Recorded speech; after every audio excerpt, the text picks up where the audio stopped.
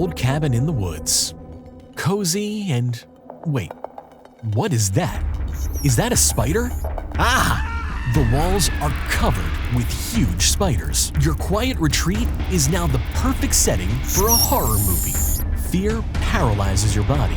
You can feel their creeping legs crawling all across your skin. Your chest starts to hurt. You're choking. Here's how to survive arachnophobia. Arachnophobia is an anxiety disorder that affects more than 420 million people around the world. That's more than 6% of the global population. If you're affected by this phobia, you can experience a variety of serious symptoms, like a heart rate of over 100 beats per minute, tightness in the chest, choking sensations, dizziness, and disorientation. To cope, you might arrange your entire life trying to avoid the source of this overwhelming fear, but spiders are everywhere. It's almost impossible to avoid them. But should you be scared of spiders? Where does this fear come from? Can you actually die from arachnophobia? Step 1. Keep your cool. In Wales, a 38-year-old doctor was driving her car when a large spider dropped from the car's sun visor onto her lap, causing what she called a blind panic episode.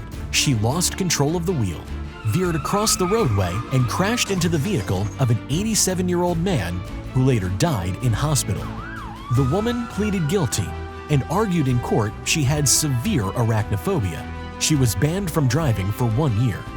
So before trying to wildly escape from that little creature, assess your current surroundings and respond in a calm, composed manner. Step 2. Educate yourself. There are more than 40,000 known species of spiders out there.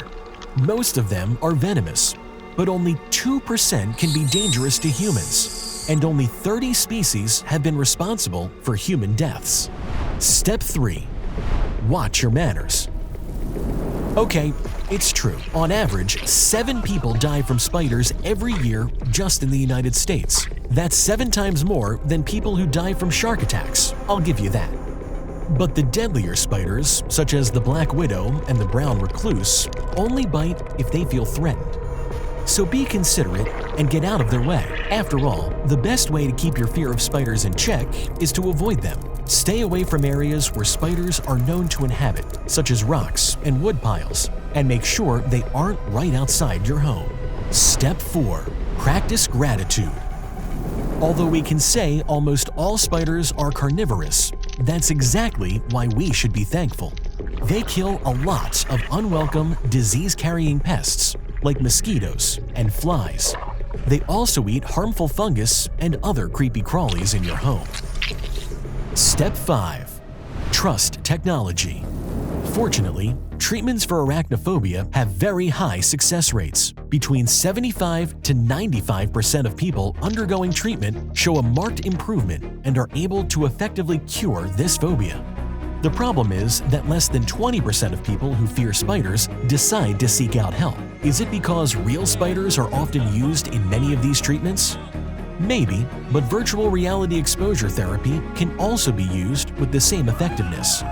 There are new treatments available that don't even use pictures of spiders, but rather images with spider-like characteristics. Sure, everyone should want to rid a paralyzing fear of creatures that lurk everywhere and are crucial for our environment.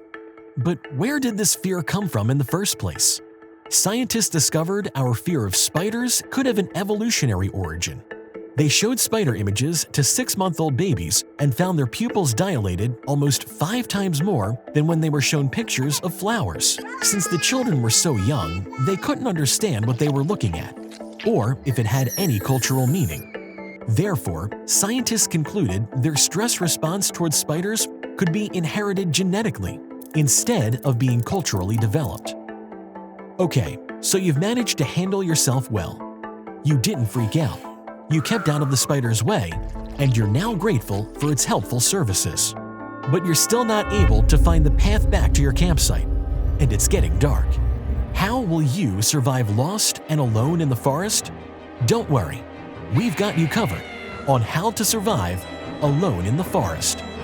Remember to like and subscribe for more survival tips here on How to Survive.